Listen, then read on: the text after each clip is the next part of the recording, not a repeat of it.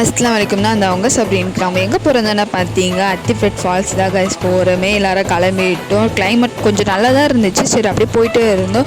IOC side போனேன். இந்த side யாரெல்லாம் இருக்கீங்க மறக்காமல் கமெண்ட் பண்ணுங்கள். என்ன இந்த சைடு வந்து கொழுவமெல்லாம் சூப்பராக செய்வாங்க. அப்படியே மணலி சைடு போயிட்டே இருந்தோம். மணலி சைடு போகிறவங்க எல்லாருமே எப்போவுமே போனால் ஹெல்மெட் போட்டு போங்க. அப்போ தான் சேஃபாக இருக்கும். ஏன்னா இந்த சைடு கண்டக்டர் லாரிலாம் வரமே. ஸோ அதனால் சேஃபாக போங்க.